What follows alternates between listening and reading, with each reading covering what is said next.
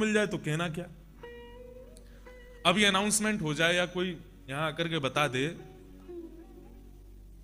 देवप्रयाग में गोस्वामी तुलसीदास जी प्रकट होकर दर्शन दे रहे हैं, तो क्या होगा?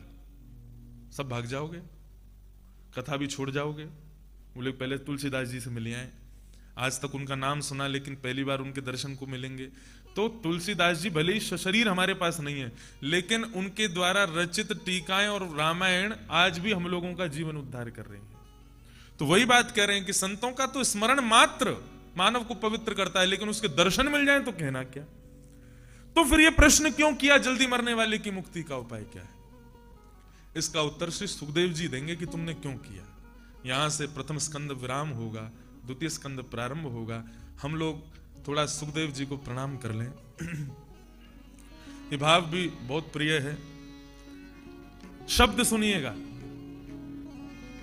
आप में से कितने लोग गुरु दीक्षित हैं, मतलब जिनके गुरु हैं? कौन कौन है? सब गुरु को स्मरण तो करो ही, लेकिन सबसे बड़े गुरु तो श्री बद्रीनाथ भगवान हैं। कृष्णम वंदे जगत गुरु। इसलिए उनका स्मरण करते हुए भाव से मेरे साथ गाओ। चाहे हार हो चाहे जीत हो, क्योंकि हम व्यास हैं और व्यासों के सबसे बड़े गुरु श्री शुकाचार्य हैं, सुखदेव जी। तो इसलिए मैं अपने भाव से सुखदेव जी को वंदन कर रहा हूं, आप लोग भी अपने भाव से करें। चाहे हार हो चाहे जीत हो, गुरु चरण में मेरी प्रीत हो। चाहे हार हो चाहे जीत हो, गुरु चरण में मेरी प्रीत हो। चाहे हार हो चाहे जीत हो, गुरु चरण में मेरी प्रीत हो। चाहे हार हो चाहे जीत हो, गुरु चरण में मेरी प्रीत हो। चाहे हार हो चाहे जीत हो।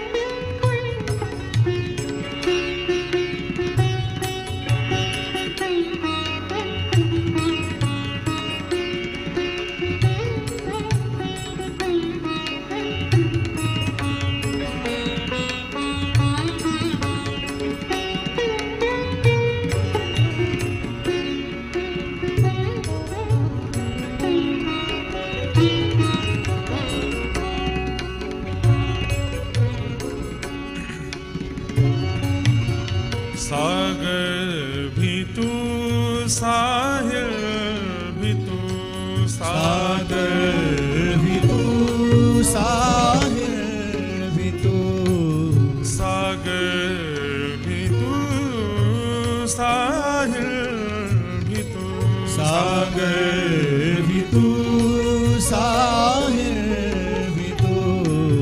मझधार और माझी भी तू, मझधार और माझी भी तू, मझधार और माझी भी तू, मझधार और माझी भी तू। प्रकृति का तुम कोई गीत हो, प्रकृति का कोई गीत हो, गुरु चरण में मेरी प्रीत हो। चाहे हार हो चाहे जीत हो, गुरु चरण में मेरी प्रीत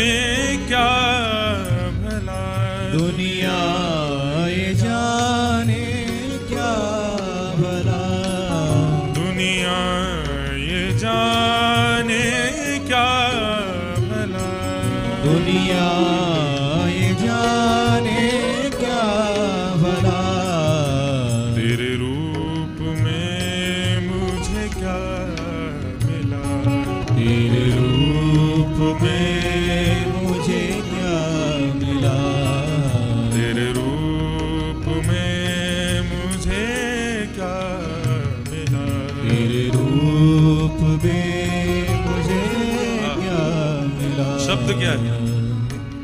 वाह। तुम मद भरा संगीत हो, तुम मद भरा संगीत हो, गुरु चरण में मेरे प्रीत हो, चाहे हार हो चाहे जीत हो, गुरु चरण में मेरी प्रीत हो, चाहे हार हो चाहे जीत हो, गुरु चरण में मेरे प्रीत हो, गुरु चरण में मेरे प्रीत हो, गुरु चरण में मेरे प्रीत हो। इस भाव के जो शब्द हैं वो अति प्रिय हैं, बहुत प्यारे हैं। दुनिया ये जाने क्या भला, तेरे रूप में मुझे क्या मिला। अब इसको आप किसी भी रूप में ले सकते हो। आप चाहो तो गुरु के रूप में धारण कर लो, आप चाहो तो शिवबद्रीनाथ भगवान के रूप में ले लो, आप चाहो तो किसी भी रूप में ले लो। तबला वाले भैया तबला के रूप में ले लें, सितार वाले सितार के रूप में ले लें। दुनिया ये जाने क्या भला, तेरे रूप में मुझे क्या मिला। तुम मद भरा संगीत हो, गुरु चरण में मेरी प्रीत हो। सागर भी तू, साहिल भी तू, मझधार और माझी भी तू, प्रकृति का तुम कोई गीत हो, गुरु चरण में मेरी प्रीत हो। तो मैं तो कभी कभी गाता हूं ये भाव, लेकिन जब गाता हूं तो खूब आनंद आता है, रस मिलता है। इसकी कंपोजिशन एक बार बहुत पहले जब कथा शुरू की थी तब हमारे तबला वाले भाई साहब और हमने मिलके बनाई थी। ये नहीं थे, कोई और थे। तो अब आते हैं प्रसंग पर। परीक्षित सामने बैठा है और शुकाचार्य जी से कहता है कि आप जैसे संत जिनका स्मरण मात्र से मानव मुक्त हो जाता है, उनका दर्शन मिल जाए तो कहना ही क्या है। लेकिन प्रभु फिर भी वो प्रश्न कर रहा है, मेरी मरने की मुक्ति का उपाय बताओ, जल्दी मरने वाले की मुक्ति का उपाय बताओ। जब तुम जानते ही हो कि संतों का दर्शन तुमको मुक्त कर देगा तो फिर पूछ क्यों रहे हो। इसका उत्तर द्वितीय स्कंद में यहां से श्री सुखदेव जी महाराज कहना प्रारंभ करते हैं। श्री सुक उवाच वरीयानेशते प्रश्न क्रतो लोकहितं नृप आत्मवेद सम्मतः पुंसां श्रोतव्यादिषु यपर। राजन, तुमने जो प्रश्न किया है ये तुमने अपने लिए तो नहीं किया, क्योंकि तुम्हारे सामने असंख्य संत बैठे हैं, असंख्य साधु बैठे हैं, असंख्य महात्मा बैठे हैं। ये सारे संत महात्मा साधु तुम्हारे पास 7 दिन बैठे भी रहेंगे ना, और यहां बैठ करके केवल तुमको दर्शन देते रहेंगे तो भी 7 दिन में मुक्त हो जाओगे तुम। इतने सारे, अब नदी के किनारे कोई खड़ा है, उसको पल्ली पार जाना, और नदी के किनारे दुनिया भर की नाव भी खड़ी हैं और चलाने वाले भी खड़े हैं, तो वो ये कैसे, वो डरेगा थोड़ी कि भाई मैं नदी में डूब ना जाऊं। इतने सारी नावें खड़ी हैं, इतने सारे चलाने वाले खड़े हैं, तो क्यों डरेगा। लेकिन फिर भी वो डर रहा है। इसका मतलब क्या है, वो अपने लिए नहीं डर रहा, वो किसी और के लिए डर रहा है कि कहीं आप लोग सब चले गए तो कोई नदी पार कैसे करेगा। समझ में आई बात। वे कहना चाहते हैं कि मैं तो एक राजा हूं, मेरी मृत्यु की बात सुनकर के इतने सारे संत यहां आ गए, लेकिन कल को मेरी जगह कोई और होगा जिसकी मरणासन अवस्था होगी, वो क्या करे कि उसको मुक्ति मिल जाए। इसलिए तुम प्रश्न कर रहे हो। मैं जानता हूं ये कौन कह रहे हैं, ये सुखदेव जी कह रहे हैं। वरीयानेश ते प्रश्न कृतो लोक हितम नृप। तुम अपने लिए नहीं कर रहे हो, तुम सबके लिए कर रहे हो। लेकिन राजन, यदि तुमने अपने लिए यह प्रश्न किया है कि जल्दी मरने वाले की मुक्ति का उपाय क्या है, तुमको यह प्रश्न नहीं करना चाहिए। परीक्षित बोले क्यों? बोले मुक्ति की यदि तुम बात करते हो, तुम कौन हो पता है? बोले हाँ मैं राजा परीक्षित हूं। बोले राजा परीक्षित तुम बाद में हो, उससे भी पहले तुम एक भगवान के द्वारा रक्षित एक जीव हो। अश्वत्थामा ने तुम्हारे मातृ गर्भ में ही तुमको नष्ट करने का प्रयास किया था। जब तुम अपनी माता के गर्भ में थे तब ब्रह्मास्त्र आया था तुमको मारने के लिए। किसने बचाया? बोले भगवान ने बचाया। क्यों बचाया? केवल ये तुच्छ से मुक्ति प्राप्त करने के लिए भगवान ने तुमको बचाया। आज मैं कथा करता हूं, तीर्थ यात्रा करता हूं, गंगा स्नान करता हूं, इतना सब कुछ पुण्य का काम करता हूं, और इसके बाद में मुझे मिला क्या? मुक्ति। मुक्ति मिलकर के कहां गया? वैकुंठ। और वैकुंठ में जहां मुझको स्थान मिला, मैंने अगल बगल में जब नजर डाल के देखी तो बगल में ही रावण बैठा था, बगल में ही कंस बैठा, क्योंकि उनको भी तो मुक्ति मिली है।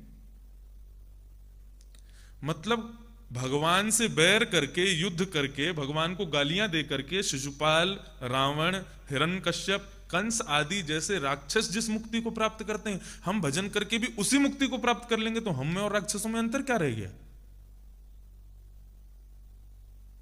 समझ रहे हैं कि नहीं? क्योंकि आप किसी से भी पूछो क्या चाहते हो, बोले मुक्ति चाहते हैं, सबको मुक्ति चाहिए। तो फिर भजन काय को करो? हम भी रावण की तरह भगवान से बैर करने लग जाएं? और जो एक्शन लॉ होता है वो प्रेम में कम होता है, क्रोध में ज्यादा होता है। सामने वाले को आप उसकी प्रशंसा करो, उसके बखान करो, आप बहुत अच्छे हो, आप ऐसे हो, आप ऐसे हो, तो वो भाव और खाएगा, बात और नहीं करेगा आपसे। लेकिन उसकी बुराई कर दो, तुम तो ऐसे हो, तुम तो नक चढ़े हो, तुमको तो बहुत गुस्सा आता है, तुम ये चीज गलत बोलते हो, तुम ऐसा गलत करते हो, तो अपनी बुराई सुनकर के वो तुरंत आ जाएगा, अच्छा तेरी हिम्मत कैसे हुई ऐसे बोलने की? ऐसे ही भगवान है, उनका जितना ज्यादा भजन करोगे भगवान भाव खाते हैं, छुप के बैठे रहेंगे। लेकिन 2-4 बार कोई बैर कर ले तो भगवान तुरंत प्रकट हो जाते हैं शस्त्र अस्त्र लेकर के मारने के लिए। तो भजन से अच्छा तो भगवान से बैर कर लो, मुक्ति चाहते हो तो। ये बात मैं नहीं कह रहा हूं, श्रीमद् भागवत में वेदों ने भी यही कहा। वेद भगवान की स्तुति गाते हैं, जय जय जय जामजित दोष गृहीत गुणा तमसि यदात्मना समवरुद्ध समस्त भग। और क्या कहते हैं भगवान से कि प्रभु आपको पाने के 3 तरीके। पहला तरीका बोले तपस्या करो पहाड़ों पे जाके, दूसरा तरीका रावण कंस आदि जैसे आपसे बैर करो, उनको भी तो आप मिल जाते हो, और तीसरा तरीका बोले तीसरा ब्रज की गोपांगनाओं की तरह आपको प्रियतम मान करके आपकी प्रेम भक्ति करो। ये 3 तरीके आपको प्राप्त करने के। अब इच्छा आपके ऊपर डिपेंड करती है कि आप किस प्रकार से प्राप्त करना चाहते हो। केवल मुक्ति चाहते हो तो फिर भजन तो बहुत कठिन रास्ता है, उससे बढ़िया तो भगवान से बैर कर लो। बैर भी ऐसा नहीं होना चाहिए कि कच्चा कच्चा, खूब पक्का वाला राक्षसत्व वाला बैर कर लो, मुक्ति मिल जाएगी आपको भी। लेकिन हम मुक्ति चाहते ही नहीं है ना। मुक्ति का तात्पर्य क्या है? मुक्ति का मतलब है मृत्यु के बाद भगवान की प्राप्ति, और भक्ति का मतलब क्या है? जीते जी भगवत प्राप्ति। अब आपके हाथ में है, आप क्या चाहते हो? मरने के बाद भगवान मिले या जीते जी भगवान मिल जाए? गोवर्धन में जब श्रीनाथ जी विराजते थे तो श्रीनाथ जी अपने वैष्णव भक्तों से बात भी करते थे। तो एक बार एक वैष्णव से उन्होंने कहा कि मुंह को दही पीनो है, दही लेके आ मेरे का जी। तो एक गोपी जा रही थी दही लेकर के, तो वैष्णव गया जाकर के बोला दही है तुम्हारे पास? बोला हाँ बिल्कुल मीठा दही है। बोले कितने का है? बोले तुम क्या दे सकते हो? बोले तू जो मांगेगी सो दे देंगे। तो बोले हमने आपको मंदिर में देखा है, आप श्रीनाथ जी की सेवा करते हो, एक काम करो, मुक्ति दे दो और दही ले लो, मुक्ति के मूल्य से दही ले लो। तो उस वैष्णव ने कहा कि ठीक है, तुमको मुक्ति मिल जाएगी, दही दे दो। बोले मैं कैसे मान लूं कि मुझे मुक्ति मिल जाएगी? तो उस वैष्णव ने एक कागज पर लिख दिया, दही के बदले मुक्ति दी, और कागज दे दिया। बोले ये लो, मुक्ति मिल जाएगी, दही दे दो। और उस गोपिका ने वो कागज की पुड़िया बांध के अपने जेब में रख ली और दही को वो वैष्णव श्रीनाथ जी के भोग के लिए ले गया। अब मंदिर में जब कोई सामग्री आती है तो पूरा बिल दिखाया जाता है गोसाई जी को कि भाई क्या क्या आया, कितने का आया। तो उसमें लिखा था टमाटर इतने के आए, और सब्जी इतने की आई, ये इतने का आया, आटा इतने का आया, नीचे लिखा दही आया मुक्ति का। बोले ये क्या लेके आए? बोले दही लेके आए। बोले किसकी? बोले मुक्ति दे के लेके आए। और वहां वो कन्या अपने घर गई तो अपनी सहेली से कहने लगी, अरे सखी सुन तो, मुझको तो मुक्ति मिल गई। बोले कैसे मिल गई? बोले दही बेच के आई हूं मुक्ति के बदले। बोले ऐसे कोई मुक्ति मिले करे? बोले देख मेरे पास लिखा हुआ है, दही लेकर के मुक्ति दी। बोले ये तो कोई ना तो को पागल बना दियो, या तो मुक्ति ना मिले करे। अब तो वो इतनी बेचैन हो गई, वो उसको तो दृढ़ विश्वास की नहीं, वैष्णव ने कहा है मुक्ति मिलेगी तो मुक्ति मिलेगी। तत्क्षण ही उसके प्राण निकल गए। वो एक विमान उसके लिए आया, विमान में बैठ करके जाने लगी तो विमान के चालकों से बोली, रुको रुको रुको, मेरी सहेली को विश्वास नहीं हो रहा था कि मुझे मुक्ति मिलेगी, तो जरा उसको मैं बता दूं। तो विमान से चिल्ला करके कहती है कि देख विमान आया है, विष्णुदूत लेने आए हैं, मैं जा रही हूं। और मुक्ति लेकर के उसको चले गए। लेकिन गोसाई जी ने जब वो देखा, दही ली किसकी? बोले मुक्ति की। तब उन्होंने कहा तुमने मुक्ति क्यों दी?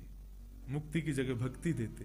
अरे ठाकुर जी तो यहां गोवर्धन में विराजमान है, वो वैकुंठ जाकर के राक्षसों के बीच में ही बैठेगी। जिन राक्षसों को मुक्ति मिल गई उन्हीं के बीच में बैठेगी। मुक्ति से तो यह फायदा होगा, भक्ति देते तो यहां श्रीनाथ जी से अंगीकार हो जाती, जीते जी गिरिराज जी के साथ में लीला करती। तो वैष्णव ने कहा उसने मांगी ही मुक्ति थी, भक्ति मांगती तो भक्ति दे देता। तो मुक्ति और भक्ति में यही अंतर है। मुक्ति मतलब मृत्यु के बाद भगवत प्राप्ति, और भक्ति का मतलब जीते जी भगवत प्राप्ति। हमें मुक्ति की इच्छा नहीं है, हमें भक्ति की इच्छा है। इस प्रकार समझाया उन्होंने सुखदेव जी को कि आप मुक्ति मत मांगो, भक्ति मांगो। तब अनेक उपाय बताए। अंत तो गत्वा श्री शुकाचार्य जी के भाव सुनकर के परीक्षित के मन में आया कि मुझे अब भक्ति ही चाहिए। तब श्री सुखदेव जी महाराज ने कथा कहना प्रारंभ किया।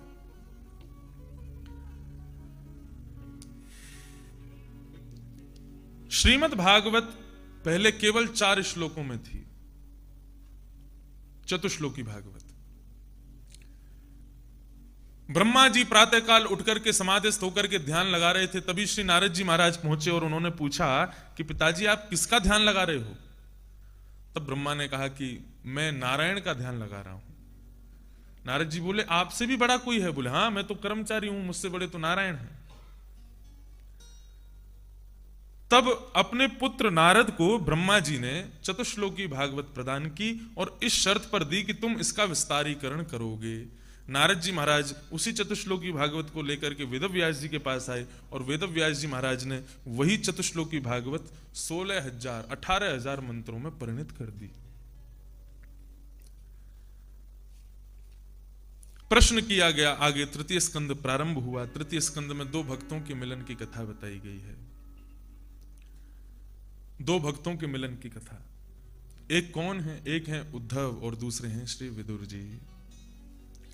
उद्धव और विदुर दोनों का मिलना हुआ वृंदावन के तट पर। श्री विदुर जी महाराज ये कौरवों के सेनापति हैं, श्री उद्धव जी महाराज ये वृष्णियों के, यदुवंशियों के सेनापति। दोनों का मिलना हुआ। श्री उद्धव जी महाराज ने विदुर जी से पूछा कुरुवंश में सब ठीक तो है ना? बोले क्या ठीक है, हम तो वहां छोड़ करके आ गए सब कुछ। बोले ऐसा क्या हुआ था? भगवान शांति संदेश लेकर के शांति दूत बनकर के हस्तिनापुर गए थे और भगवान जाकर के दुर्योधन से कहने लगे, दुर्योधन 5 पांडवों को केवल 5 गांव दे दो और कुछ देने की आवश्यकता नहीं है। ये महाभारत का युद्ध मत करो, अनेकों बालक अनाथ हो जाएंगे, अनेकों माताएं विधवा हो जाएंगी, अच्छा नहीं है। दुर्योधन ने कह दिया, सुच्चग्रैव न दास्यामि बिना युद्धेन केशव, सुई के नोक के बराबर जमीन भी बिना युद्ध के नहीं दूंगा। आप शांति दूत बनकर के आए हैं, अच्छा लगा हमें, आइए प्रसाद पाइए, लेकिन हम आपकी बात को स्वीकार नहीं कर पाएंगे। भगवान बोले भोजन दो स्थिति में करते हैं, या तो भूख लगी हो या खिलाने वाले में बहुत प्रेम हो।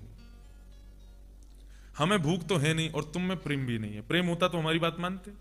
और आज हमारा भोजन तो विदुर काका के यहां है, विदुर जी वहीं बैठे थे, वो बोले मैंने कब बुलाया इनको, तुरंत भागे।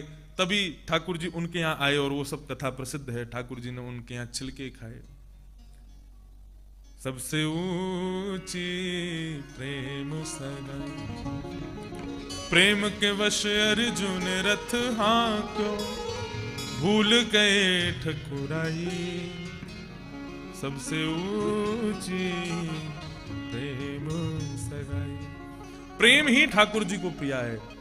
केशव केवल प्रेम प्यारा, उनको केवल प्रेम प्रिय है।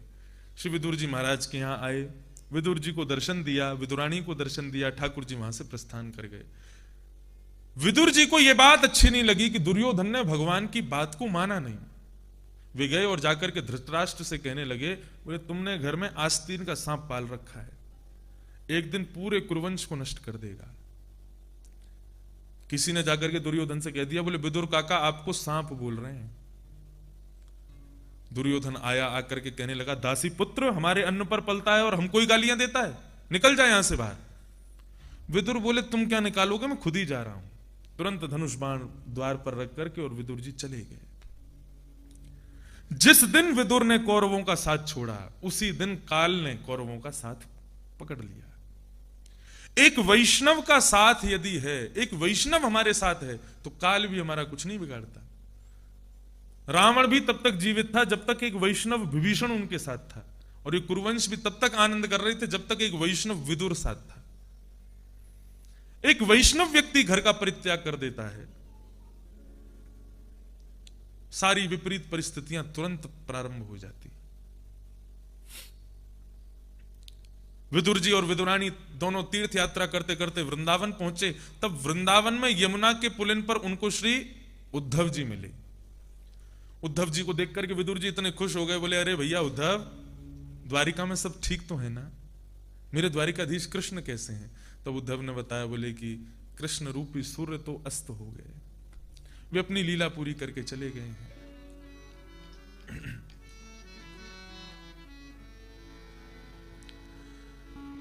उद्धव जी के मुख से इन वचनों को सुनकर के विदुर जी बहुत दुखी हो गए। विदुर जी महाराज ने पूछा कि अपनी लीला पूरी करने से पहले ठाकुर जी ने तुम्हें कुछ बताया? तब श्री उद्धव जी महाराज कहने लगे, भगवान ने जाते जाते भागवत धर्म का विवेचन किया है। श्री विदुर जी महाराज कहने लगे, जो भागवत धर्म भगवान ने तुमको सुनाया, क्या वो तुम मुझे सुनाओगे? उद्धव जी महाराज कहने लगे, क्षमा करना विदुर, लेकिन भगवान ने मुझे आज्ञा नहीं दी है। भगवान ने केवल मुझे एक आज्ञा दी थी कि विदुर, उद्धव, तुम मेरी पादुका लेकर के बद्रिकाश्रम चले जाओ। लेकिन वहां पर मैत्री मुनि भी थे, उनको भगवान ने आज्ञा दी थी कि मेरा विदुर यदि तुम्हारे पास आवे तो उसको यह भागवत धर्म सुना देना। हरिद्वार में गंगा के तट पर मैत्री मुनि का आश्रम है, मैं बद्रीनाथ जा रहा हूं, तुमको हरिद्वार छोड़ दूंगा, चलो। विदुर और उद्धव दोनों साथ में मैत्री मुनि के आश्रम पधारे, और यहां से उद्धव जी तो बद्रीनाथ चले गए और मैत्री मुनि बैठे हैं इसी गंगा के तट पर मैत्री मुनि के आश्रम पर, श्री विदुर जी महाराज। अब बिल्कुल सुनने योग्य प्रसंग है, क्योंकि अब यहां से पूरा भागवत की फिलॉसफी शुरू होगी, पूरा भागवत का विज्ञान शुरू होगा। मैत्री मुनि के आश्रम पर श्री विदुर जी बैठे हैं और मैत्री मुनि से प्रश्न करते हैं कि वो भागवत धर्म मुझे सुनाइए जो भगवान ने अपनी लीला पूरी करने से पहले आपको सुनाया था।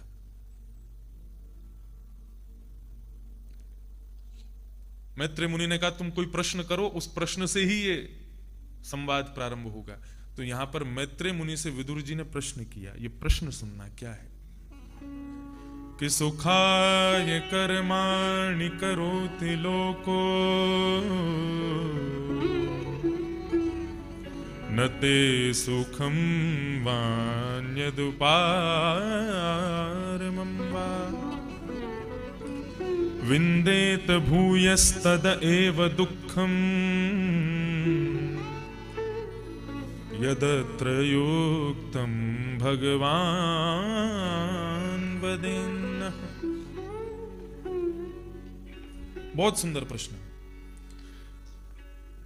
मानव कर्म क्यों कर रहा है? जिसको देखो वही भागदौड़ में लगा हुआ है। कोई पहाड़ों पर भाग रहा है, कोई समुद्र के किनारे भाग रहा है, कोई विदेश भाग रहा है, कोई दक्षिण भाग रहा है, कोई उत्तर भाग रहा है, कोई पश्चिम, कोई दक्षिण, कोई पूरब की ओर भाग रहा है। क्यों इतनी भागदौड़ है मानव के अंदर? क्यों इतना पारिश्रमिक बनता जा रहा है मानव? क्यों इतनी मेहनत करता है? क्यों इतना कर्म करता है? केवल एक वस्तु की प्राप्ति के लिए। किसकी प्राप्ति? सुख। खुद से पूछो, क्यों करते हो आप इतनी मेहनत? सुखाय कर्माणि करोति लोको। सारा लोक, सारा विश्व केवल सुख चाहता है, उसी के लिए परिश्रम कर रहा है। लेकिन इतनी मेहनत करने के बाद भी नते सुखम वान्यदुपारमं वा। इतनी मेहनत करने के बाद भी मानव को वही नहीं मिलता जिसके लिए वो इतनी मेहनत कर रहा है। सुख नहीं मिलता। तो फिर मानव कर्म करे ही क्यों जब उसको सुख मिलना ही नहीं है? तो ये प्रश्न किया है। क्यों कर्म कर रहे हैं हम लोग? मैत्रेय मुनि ने इतना सुंदर उत्तर दिया है इसका। भगवान की वाणी में उत्तर दिया। भगवान क्या कहते हैं? भगवान कहते हैं, सावधानी से सुनिएगा। बोले ये तुम गलत विचार कर रहे हो कि मानव को सुख चाहिए, और जो मानव सुख की प्राप्ति के लिए मेहनत कर रहा है वो भी गलत कर रहा है। मानव को सुख नहीं चाहिए। क्या चाहिए मानव को? बोले मानव को शांति चाहिए, सुख नहीं चाहिए। अपने जीवन में शांति चाहता है। सुख अविद्या के कारण, अज्ञान के कारण वो सुख की खोज कर रहा है। लेकिन वास्तविकता यदि देखो तो मानव को सुख नहीं चाहिए, मानव को शांति चाहिए। और वो शांति कब मिलेगी? बोले त्यागात शांति अनंतरम। शांति केवल और केवल त्याग से मिलेगी। जितना कम सामान उतना सफर आसान। जितना बोझ अपने ऊपर लेकर के चलोगे, बेटे को भी खुश कर दो, बेटी को भी खुश कर लो, पत्नी को भी खुश कर लो, परिवार को भी खुश रखो, बुआ फूफा फूफी सबको खुश कर रहे हैं, सबको लेकर के चल रहे हैं। जितना भार रखोगे उतने दुखी होते चले जाओगे।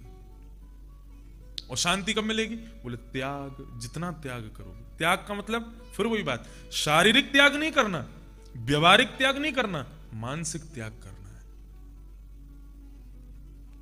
मन से त्याग करना है।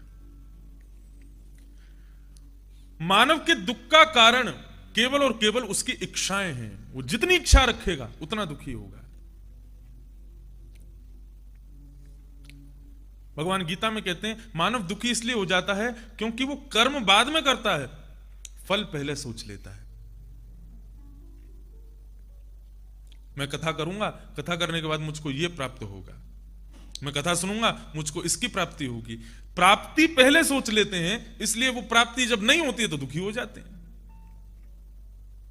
प्रसिद्ध कथा है ना, एक आदमी था, तेल लेकर के जा रहा था, शहर में 20 रुपए का बेचूंगा, मैंने 5 रुपए का खरीदा, 20 रुपए का बेच दूंगा, 15 रुपए का मुनाफा होगा। कल 2 तेल के पीपे खरीद लूंगा, उनको बेचूंगा, 40 रुपए का बिकेगा और मुनाफा होगा। एक दिन देखना, धीरे धीरे धीरे धीरे मैं इतना पैसा कमा लूंगा कि एक दिन खुद की ऑयल की फैक्ट्री खरीद लूंगा। अभी एक ही तेल का पीपा लेके जा रहा है सिर पर, और सोचता जा रहा है कि मेरी फैक्ट्री खुल जाएगी, उसमें 200 लोग काम करेंगे, सबको वेतन दिया करूंगा, मैं बहुत धनवान हो जाऊंगा, तो कोई सेठ अपनी बेटी का ब्याह मुझसे कर देगा, मेरा ब्याह हो जाएगा, 3-4 बच्चे होंगे, छोटा वाला बच्चा बहुत शैतान होगा। और अभी केवल एक ही तेल पीपा लेके जा रहा है बस, और सोचता जा रहा है मेरा ब्याह हो जाएगा, बच्चे होंगे, छोटा वाला बच्चा बहुत शैतान होगा, एक दिन अपने दफ्तर में काम कर रहा होगा तो मेरा बेटा आकर के कभी मूंछ खींचेगा, कभी दाढ़ी खींचेगा, कभी नाक पकड़ेगा, कभी पेन पकड़ेगा, उससे गुस्सा होकर के उसको ले जाकर के उसकी मां की गोद में पटक दूंगा। और जैसे ही पटका तो वो तेल का पीपा सिर पे से नीचे फेंक दिया, और तेल का पीपा नीचे गिरते ही सारा सपना ध्वस्त हो गया। ऐसे ही हम हैं। कर्म बाद में करते हैं, फल पहले सोच लेते हैं, इसीलिए दुखी हो जाते हैं। भगवान कहते हैं तुम्हारा अधिकार केवल कर्म पर है, फल पर नहीं है। इसलिए जिस पर अधिकार है केवल उसको अपने पास रखो। कर्म पर अधिकार है, कर्म करो, फल क्या मिलेगा ये मुझ पर छोड़ दो। क्योंकि फल विचार करोगे, तुम जो सोचोगे मैं भी खेलता हूं ना, मैं वो ही नहीं दूंगा जो तुमने सोचा है। ये भगवान की क्रीड़ा है। हम तो खिलौने हैं भगवान के, वो तो खेलते हैं। वो सोच लिया इंद्रेश ने, ये सोच के रखा है, चलो यही नहीं दूंगा इसको, फिर हम दुखी हो जाते हैं। इसलिए दुख से बचने का सबसे बड़ा कारण, सबसे बड़ा तरीका क्या है? बोले कर्म फल त्याग। कर्म करो लेकिन फल को छोड़ दो, फल की इच्छा मत रखो, वो मिलेगा जो सोचा भी नहीं होगा। तो दो बातें हमें समझ में आई। पहली बात तो ये थी कि मानव को सुख नहीं चाहिए, मानव को शांति चाहिए। और दूसरी बात, वो शांति मिलेगी कैसे? बोले त्यागात् शांति अनंतरम। त्याग करो, किसका त्याग करो? बोले फल का त्याग करो।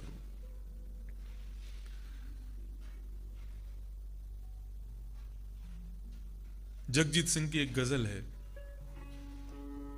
हर तरफ है जगह बेशुमार आदमी, हर तरफ है जगह बेशुमार आदमी, फिर भी तन्हाइयों का शिकार आदमी।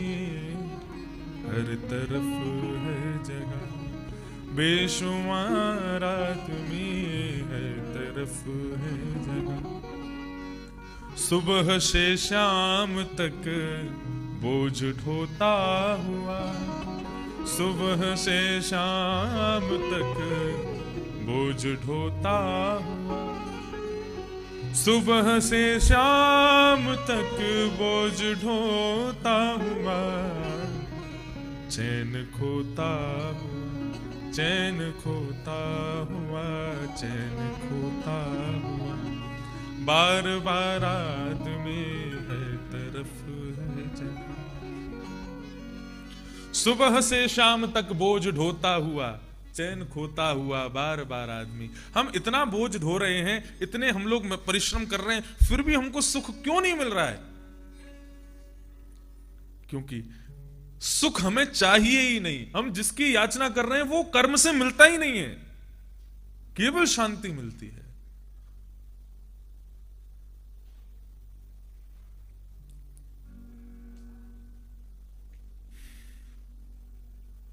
वो कहते हैं ना, एक मुहावरा जैसा है ना, बोया बीज बबूल का, आम कहां से हुए हैं?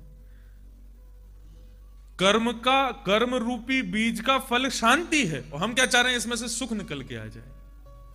तो गलती तो हमारी शुरुआत से ही हो रही है। सुख हमें चाहिए ही नहीं, हमें शांति चाहिए। दूसरा प्रश्न मैत्रेय मुनि ने किया कि भगवान ने पूरी दुनिया बनाई। बोले हाँ बनाई, तो फिर एक जैसी क्यों नहीं बनाई, अलग अलग क्यों बनाई? सारे इंसान धनवान क्यों नहीं बना दिए? कोई निर्धन, कोई धनवान, कोई काला, कोई गोरा, कोई पतला, कोई मोटा, कोई छोटा, कोई लंबा। ये भगवान ने ऐसी अलग दुनिया क्यों बनाई? और सबके अंदर भगवान है, तो फिर ये बिल्ली वाले भगवान, बिल्ली में भी भगवान है, बोले हाँ, चूहे में भी भगवान है, बोले हाँ, बोले बिल्ली वाले भगवान चूहे वाले भगवान को क्यों खा जाते हैं? ये सारे प्रश्न किए, तब बोले सेयम भगवतो माया, ये भगवान की माया है। यदि भगवान सबको समान बना देते तो कर्म कोई भी नहीं करता। हम लोग कर्म क्यों करते हैं? क्योंकि हम किसी को अपने से ज्यादा श्रेष्ठ देखते हैं, वो मुझसे अच्छा है, मुझे उससे भी आगे निकलना है, तो हम कर्म कर रहे हैं। यदि हमें पता चल जाए कि हम सर्वश्रेष्ठ हैं तो हम कर्म करेंगे ही नहीं। हम सब समान हैं तो हम कर्म करेंगे ही नहीं। हम विपरीत हैं, कोई गरीब है, कोई धनवान है, कोई मोटा है, कोई पतला है, इसीलिए तो हम लोग कर्म कर रहे हैं। इसलिए भगवान ने पूरी दुनिया अलग बनाई है। फिर प्रश्न किया, ये संसार बनाया कैसे भगवान ने, मुझे ये बताओ। तब यहां पर सृष्टि का वर्णन किया गया। पहले प्रलय सुनो, फिर सृष्टि सुनाएंगे। प्रलय कैसे होता है?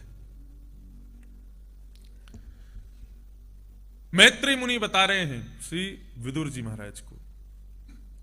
बोले प्रलय कालीन समय जब आता है विदुर, तब एक सूर्य नहीं होता है, आकाश में 12 सूर्य होते हैं। कितने सूर्य होते हैं? अब देखो यहां 12 सूर्य नहीं होते, एक ही सूर्य 12 सूर्यों के समान तेजवान हो जाता है। हर वर्ष, हर 5 वर्षों में टेम्परेचर बढ़ता जा रहा है सूर्य का। जब प्रलयकालीन समय आएगा तो सूर्य का तेज इतना होगा जैसे कोई 12 सूर्य आकाश में हो, भागवत के अनुसार। उसका परिणाम क्या होगा? सबसे पहले तो जितनी भी बर्फीली चट्टानें हैं पूरे विश्व की, वो सब पिघल जाएंगी, पहले पिघलना शुरू होंगी, और कुछ वर्ष बाद क्या होगा? ये सारा पानी उड़ना शुरू हो जाएगा। 100 वर्ष तक बारिश नहीं होगी पृथ्वी पर। ऐसे आता है प्रलय। 2012 पिक्चर वाला प्रलय नहीं आता है। कैसे आता है सुनो। 12 वर्ष तक बारिश नहीं होगी, 12 वर्ष तक सूर्य उदयमान रहेंगे। रात्रि में जब चंद्रमा उदित हुआ करेगा तब लोगों को थोड़ी राहत मिला करेगी। प्रातःकाल होते ही प्रचंड अग्नि जैसे मानो पृथ्वी को जला रही हो, ऐसी स्थिति हो जाएगी। 100 वर्ष तक पानी के लिए लोग थक जाएंगे, पूरा समुद्र सूख जाएगा, पूरी पृथ्वी पर 1% भी जल नहीं रहेगा। मानव की ऐसी स्थिति हो जाएगी, भोजन करने को कुछ नहीं मिलेगा, एक दूसरे को खाना शुरू कर देगा। मानव मानवों को खाएगा स्वयं को जीवित रखने के लिए। घनघोर कलिकाल आ जाएगा। देखते देखते इतनी ज्यादा ग्रीष्म भर जाएगी पृथ्वी पर कि मानव घर से बाहर निकलते ही जल जाएगा, मरेगा। ऐसी स्थिति मानव की हो जाएगी। पूरी पृथ्वी 100 वर्ष में ऐसी हो जाएगी जैसे गोबर का उपला देखा, कंडा, उसको जब जला देते हैं तो लाल पड़ जाता है, या कोयला। ऐसी पूरी पृथ्वी कोयले की तरह लाल लाल हो जाएगी। पृथ्वी पर एक जीव भी जीवित नहीं होगा।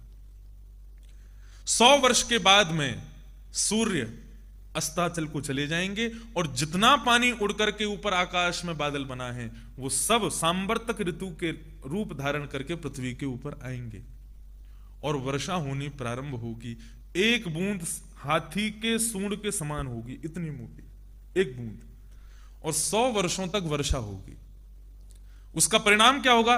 पूरी पृथ्वी जल निमग्न हो जाएगी, पृथ्वी रूपी अस्तित्व बिल्कुल बचेगा ही नहीं। तब भगवान क्या करेंगे? अपना मुख खोल करके श्वास भीतर की ओर धारण करेंगे। तीनों लोग जितने भुवन हैं सब कुछ भगवान के मुख में होकर के उधर में चले जाएंगे। ये भगवान का जब एक दिन पूरा होता है तब प्रलय आता है। अभी भगवान का 1 आध सेकंड होगा, उतने में तो मेरे 5 जन्म हो जाएंगे। भगवान रात्रि में अंगड़ाई लेंगे, सब कुछ अपने गर्भ में समाहित करके फिर शेष शैया पर पौड़ जाएंगे, सो जाएंगे। उसके बाद सबका प्रलय हो जाएगा, लेकिन अक्षरों का प्रलय कभी नहीं होगा। शब्द का, जो हम बोलते हैं, इसका प्रलय नहीं होता। ये सब शब्द सोचते हैं कि भगवान को सोते सोते बहुत दिन हो गए, अब भगवान को उठाना चाहिए। तब वेद भगवान की स्तुति गाते हैं। जय जय जय जाम जित दोष ग्रभीत गुणा, त्वमसि यदात्मना समवरुध्य समस्त भग, अग जगदौक श्याम खिल सत्य बबोध्य कते। इस प्रकार वेद स्तुति गाएंगे भगवान की। उन स्तुति को सुनकर के ठाकुर जी की नेत्र धीरे धीरे खुलेंगे। ठाकुर जी अंगड़ाई लेंगे, अपनी आंखों को मीड़ेंगे, सोचेंगे क्या करूं क्या करूं क्या करूं, अकेला बैठा हूं, कोई भी नहीं है भगवान के पास। तो भगवान चिंतन करते हैं, एको हम बहुश्याम, मैं एक हूं, अब बहुत होना चाहता हूं। तभी क्या होगा? नाभि से एक तब कमल उत्पन्न होगा, उस कमल पर ऊपर ब्रह्मा प्रकट होंगे। ब्रह्मा बोलेंगे, कोहम कस्तम कुतायात कोमे जन्नी कोमे तात, मैं कौन हूं, कहां से आया हूं, मेरा जन्म कहां से हुआ, और ये मैं कहां बैठा हूं। कमल के नीचे जाना शुरू करेंगे। 1000 वर्ष हो जाएगा, लेकिन कमल की उत्पत्ति कहां है ये उनको दिखाई नहीं देगा। तब दोबारा ऊपर जाकर के बैठ जाएंगे, विचार करेंगे, कहां से आया हूं, कौन हूं मैं, क्या है ये सब, हो क्या रहा है, मुझे पता क्यों नहीं चल रहा। तब जल में से 2 शब्द उत्पन्न होंगे, तप तप तप, तप करो। जल टपकेगा कमल में से, उसकी ध्वनि से वे समझ जाएंगे तप करो। किसका तप करूं? बोले निर्गुण निराकार ब्रह्म का तप करो। तब ब्रह्मा जी ने निर्गुण निराकार ब्रह्म का तप किया। तभी वो निर्गुण निराकार ब्रह्म सगुण साकार बन के प्रकट हुए। ब्रह्मा ने कहा, आप कौन हैं? बोले, मैं ही तुम्हारा पिता हूं। मुझे क्यों बनाया आपने? बोले, पृथ्वी बनाओ, इंसान बनाओ, मानव बनाओ, जीव बनाओ। बोले, कैसे जीव बनाने? बोले, ऐसा जीव बनाओ जो कर्म भी करे और मेरा भजन भी करे। तुम्हें समस्त वेद वेदांतों का ज्ञान हो जाएगा, जाओ शुरू करो। तब उन्होंने पृथ्वी की पुनः रचना की। अब सुनो पृथ्वी कैसे बनी। हम कोई वानरों के वंशज नहीं है। पृथ्वी बनाई। पृथ्वी में सबसे पहले क्या बनाया? पृथ्वी में सबसे पहले उन्होंने उद्भिद बनाए। उद्भिद किसको कहते हैं? जो जमीन फाड़ करके पैदा होते हैं, यानी कि पेड़, इनको बनाया। ब्रह्मा जी बोले बन तो गए, लेकिन ये कर्म तो कर रहे हैं, भजन कैसे करेंगे? तो इनके पत्ते जब झड़ जाते हैं और वो झड़ करके नीचे गंदगी बन जाते हैं, तो उससे प्रकट होने लगे स्वेदज, मतलब गंदगी से पैदा होने वाले जानवर, उनको बनाया। वे भी कर्म तो करते हैं, भजन नहीं करते। उसके बाद बनाए जरायुज। जरायुज यानी कि शेर, चीता, भालू, हिरण, इन सबको बनाना प्रारंभ किया। लेकिन ये भी केवल कर्म करते हैं, भजन नहीं करते। फिर बनाए अंडज, अंडे से पैदा होने। लोग कहते हैं पहले मुर्गी आई अंडा, पहले अंडा आया भागवत के अनुसार। बोल देना आप, और कहो तो श्लोक भी बता दूंगा मैं आपको। सबसे पहले अंडा आया, उस अंडे से फिर कभी कहीं मुर्गी, कहीं पर सांप, कहीं पर ऐसे, इस प्रकार से अंडज जीवों को बनाया। ये सब कर्म तो करते हैं, लेकिन भजन इनमें से एक भी नहीं करता। कितनी योनियां बन गई, कितनी प्रजातियां बन गई? 83,99,999 इतने जीव बन गए। लेकिन तब भी इस संसार में कोई भजन करने वाला नहीं बना। तब ब्रह्मा जी ने भगवान का स्मरण किया, बोले प्रभु मुझे कुछ बताओ, मुझे समझ नहीं आ रहा, मुझे क्या करना चाहिए। तब भगवान ने उनको चतुश्लोकी भागवत दी और कहा इसका 1,00,000 बार जाप करो। तब चतुश्लोकी भागवत का उन्होंने 1,00,000 बार जाप किया। उसके जप के बाद उन्होंने जब रचना की, तब मानव को बनाया। और मानव के रूप में सबसे पहले किसको बनाया? सनक, सनंदन, सनातन, सनत कुमार, ये 4 बने सबसे पहले। जैसे ही भगवान ने देखा कि तुमने मानव बनाया, तो बाकी सबको देख करके भगवान खुश थे, लेकिन मानव को देख करके इतने आनंदित हो गए, भगवान ने उसको एक तोहफा दे दिया। क्या? बुद्धि, जो किसी को नहीं थी, वो मानव को दी। ब्रह्मा जी ने पूछा 4 बालकों से, मैंने तुमको क्यों बनाया? बोले आपने हमको भजन करने के लिए बनाया। और भजन करते करते वे लोग हिमालय पर चले गए। ब्रह्मा जी बोले पहले बना रहा था तो वो सब कर्म कर रहे थे, भजन नहीं कर रहे थे। अब ये मानव बना, ये भजन ही भजन कर रहा है, कर्म नहीं कर रहा है। तब उन्होंने 10 मानस पुत्र बनाए। उनमें सबसे छोटे थे श्री नारद जी। सबसे पूछा मैंने तुमको क्यों बनाया? तब 10 मानस पुत्रों ने कहा भजन करने के लिए बनाया है। तो ब्रह्मा जी को इतना क्रोध आया, उनका ललाट नीला पड़ गया, और ललाट का भेदन करके भगवान रुद्र प्रकट हो गए, शिव प्रकट हो गए। बोलो देवादिदेव महादेव शंकर भगवान की। रुद्र प्रकट हो गए, आसावरी भगवान शिव प्रकट हुए।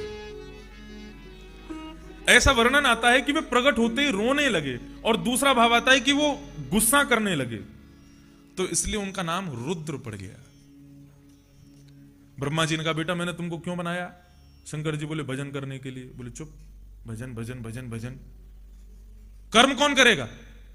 बोले क्या करना है आप ही बताओ। बोले सृष्टि करो, दुनिया बनाओ।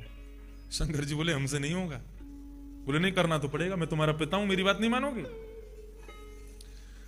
4 प्रकार की संतान होती हैं, उत्तम, मध्यम, अधम और कनिष्ठ। इसको बोलते हैं चांडाल, चौथी वाली। ये चारों संतान कैसी होती हैं? यहां जो संतान बैठी हैं वो संतान भी सुने, और जो माता पिता बैठे हैं वो भी सुने। उत्तम चिंतितः कुर्यात् प्रोतत्कारितु मध्यम अकर्तो अश्रद्धया कुर्यात्।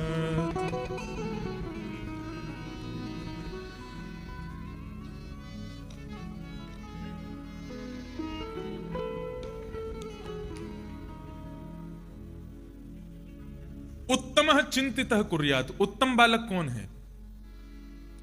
जो माता पिता के मुखमंडल की आभा को देख करके समझ जाए कि वो क्या चाहते हैं, उसको कहते हैं उत्तम बालक। मतलब आज्ञा करें फिर कोई काम करे, वो उत्तम बालक नहीं है। आज्ञा करने से पहले ही समझ जाए कि मेरे माता पिता क्या कहना चाहते हैं।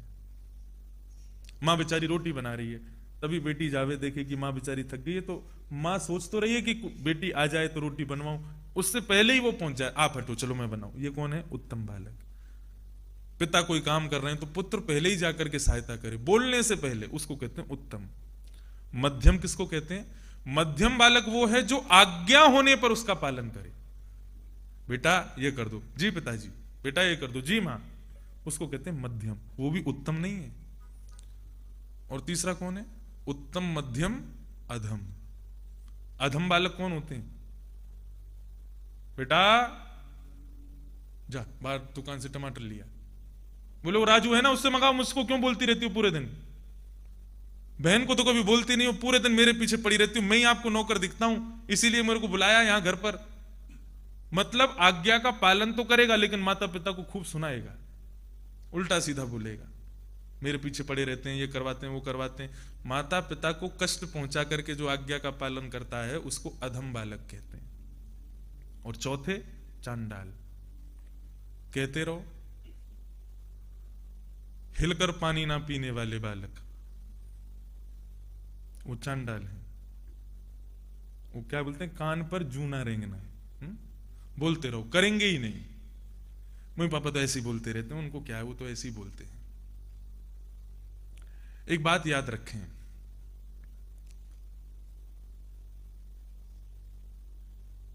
पिताजी ने एक रेखा खींच दी और आप बीच में खड़े हो। उस रेखा के बाहर जाने के बाद में आपको करोड़ों की संपत्ति मिलती हो, लेकिन पिता ने कहा है नहीं जाना तो मत जाओ। मां ने किसी बात के लिए मना किया, उनके विपरीत जाके आपको बहुत लाभ हो रहा हो, लेकिन मां ने मना किया है, मत जाओ।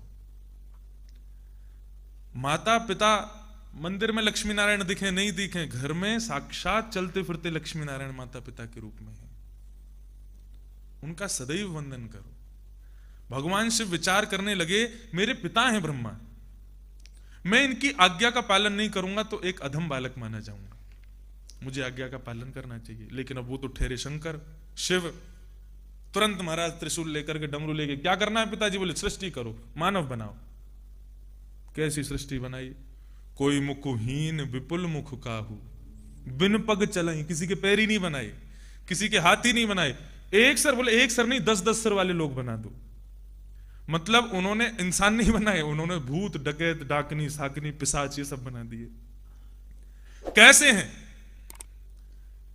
रावण जो था ना, भगवान का बड़ा, शिव जी का बड़ा अच्छा भक्त था, और अटेंशन सीकर बोलते हैं ना जिसको, उसको मतलब ये था कि मैं जब भी कैलाश पर दर्शन करने जाऊं तो 100 लोगों को छोड़ के मुझसे मिले भगवान शिव। उसके लिए क्या करता था? नई नई स्तुतियां बनाता था भगवान की, और ऐसी स्तुति बनाता था कि मानो लगता था कि भगवान शिव का डमरू बज रहा हो। जब रावण आता था तो उसके भार से हिमालय नहीं कांपता था, उसके मुख से प्रचंड ध्वनि निकलती थी, उससे हिमालय की चोटियां कंपायमान होने लग जाती थी। भगवान शिव को ना चाहते हुए भी उसको एकांत में दर्शन देना पड़ता था, भैया तू शांत हो जाए। ऐसा था रावण। एक बार रावण आया तो भगवान शिव के दर्शन की भीड़ लगी थी, 33 करोड़ देवता लाइन में खड़े थे। रावण आया, बोले अच्छा कितने दिन लगेंगे दर्शन में? बोले अभी तो 1 महीना लग जाएगा, बहुत लंबी लाइन है। तुरंत महाराज बैठ गया और कहा, मेरे गुरु मानता था ना भगवान शिव को, गुरु भी क्यों मानता था? पुष्पक विमान से जा रहा था हिमालय के ऊपर होके, अब हिमालय के ऊपर से कोई विमान नहीं जा सकता। जैसे ही पुष्पक विमान दिशा बदलने लगा, रावण बोला, ए तुम इधर क्यों जा रहे हो? बोले कि महाराज जी सामने कैलाश पर्वत है, भगवान शिव का स्थान है, वहां से हम नहीं जा सकते। बोले मैं यहीं से ही जाऊंगा, मेरा विमान दिशा नहीं बदलेगा, ये पर्वत अपने रास्ते से हट जाए। बोले कि वो नहीं हटेगा। बोले नहीं हटेगा तो मैं हटाऊंगा। तुरंत गया, रावण ने पूरा पर्वत उठा लिया। जैसे ही पर्वत उठाया तो ऊपर बैठे भगवान शिव पार्वती दोनों हिले। पार्वती जी बोली क्या हो रहा है?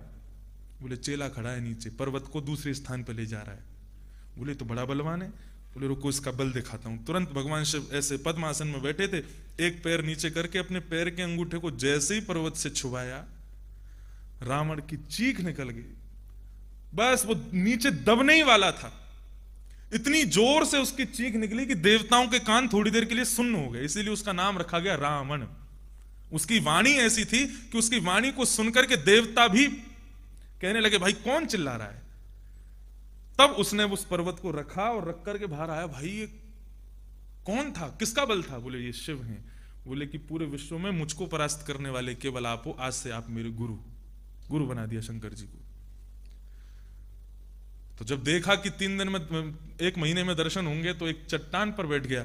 बोले मेरे गुरु ने जब सृष्टि की थी, उस सृष्टि का वर्णन आज मैं एक श्लोक से करूंगा। गाने लगा, यस्यास्ते ड्राट ड्राट डुट डुट मम लम टम टटम टम टटम टम डम शम डुडम शम डुहि डुहि चकतम भूपके भूपनालम तैलम तैलम तुतैलम कुकु कुकु कुकु ख्वांग कुखांग ख्वांग कुखांग ख्वांग गायन्ते यस्य ध्यायते विप्र गायन्ते वसति च सकलम पातुनो चंद्रचूड़। भगवान शिव के तीनों नेत्र खुल गए। देवता तो उसके मुख से निकलने वाली ध्वनि से ही लुढ़क गए नीचे। भगवान शिव बोले आओ बेटा दर्शन कर लो। बोले गुरुजी मुझे समय पसंद नहीं, मैं कितना व्यस्त रहता हूं, आप जल्दी दर्शन दो। दर्शन देखे चला गया। वो दर्शन करने कम दर्शन देने आता है वो। तो रावण ने क्या वर्णन किया, कैसी सृष्टि की मेरे गुरु ने। तो यस्यास्ते ड्राट ड्राट ड्रुट ड्रुट मम लम टम टटम टम टटम टम। बोले मेरे गुरुदेव के द्वारा की गई सृष्टि में लोग बोलते नहीं थे, उनके मुख से टम टम टम टम टम टम ये आवाजें निकलती थी। डमशम डमशम डुडमशम डुहि डुहि चकितम भूपके भूपनालम। बोले मेरे गुरुदेव के द्वारा सृष्टि जो रची गई थी वो खाते नहीं थे, डसते थे। मतलब मानव भी सर्पों के जैसा डसने वाला बनाया था भगवान शिव ने। और तैलम तैलम तुतैलम खुकु खुकु खुकु। बोले जल में स्नान नहीं करते थे, तेल में स्नान करते थे। खुकु खुकु खुकु। बोले ये उनका जय घोष होता था। जैसे हम जय जय श्री राधे बोलते हैं, ऐसे भगवान शिव के द्वारा रची गई जो सृष्टि थी वो ऐसे बोलते खुकु खुकु खुकु खुकु। मतलब मानो जैसे बंदर आ गए हों। ऐसी सृष्टि की भगवान शिव ने। भूत प्रेत पिशाचनी डाकिनी सागिनी ये सब बना दिए। अब इन लोगों ने क्या किया, प्रकट होकर के ब्रह्मा के द्वारा बनाई गई सृष्टि को ठेस पहुंचाना शुरू कर दिया। ब्रह्मा जी बोले बेटा सृष्टि कर रहा है, जरा देख के तो हमें कैसी बना रहा है। जैसे नीचे आए तो पूरी पृथ्वी जल रही थी। किसी की 1 आंख है, किसी की 10 मुंह है, किसी के बिन पैर की चल रहा है, किसी का मुंह ही नहीं है, बिना धड़के ही घूम रहा है। ऐसी सृष्टि देख करके भगवान शिव के आगे हाथ जोड़ दिए। बोले बेटा अलम प्रजा अभी, अब मत करो, तुम्हारे बस की बात नहीं है। तब भगवान शिव बोले प्रभु हमारा जन्म सृष्टि करने के लिए हुआ ही नहीं है, हम तो हरि का ध्यान करने के लिए आए हैं पृथ्वी पर, संहार हमसे करवा लेना। अगर आप चाहते हो कि पूरी पृथ्वी को नष्ट करना है तो हमको आज्ञा करना, बनाने की आज्ञा हमको मत दो। तब से प्रलय के स्वामी कौन बन गए, भगवान शिव। तो प्रलय किनकी कृपा से होता है, शिव जी की कृपा से होता है। बोलो नीलकंठ महादेव की जय। ब्रह्मा जी बोले भैया अब इतनी सारी तुमने प्रजा बनाई है, इसको लेकर के चले जाओ। बोले कहां चले जाओ। बोले उत्तर का जो क्षेत्र है पहाड़ी इलाका ये तुम्हारा, जाओ वहीं जाकर के रहो। तब से उत्तर में भगवान शिव यहां पर अपने समस्त, यहां पे भैया तुमको हाथी मिले बाघ मिले वो नहीं है, लेकिन यहां पे प्रेत डाकनी साकनी खूब घूमते होंगे, इसलिए संभल करके रहना। और यदि कभी मिल जाए कोई तो उसको कह देना भैया हम भी शंकर जी के दूत हैं, तुम वहीं चले जाओ, उत्तर में जाओ। एक महात्मा तो कहते किसी को भूत प्रेत आ जाए तो उसको उत्तर दिशा में खड़े कर दो। बोले तुम्हारे स्वामी वहां बैठे हैं, वहां चले जाओ, तो वो चला जाता है छोड़ के। तो ऐसे भूत प्रेतों के देवता हैं भगवान शिव, उन्होंने ऐसी सृष्टि की। आओ हम लोग प्रणाम कर लें उनको। श्री नीलकंठ भगवान के श्री चरणों में हम लोग बैठे हैं। केदारनाथ भगवान यहीं विराज रहे हैं, ये पूरा केदार क्षेत्र है, उन्हें हम प्रणाम करें। यहां का प्रत्येक पर्वत प्रत्येक शिला भगवान शिव का स्वरूप है। सब लोग मेरे साथ में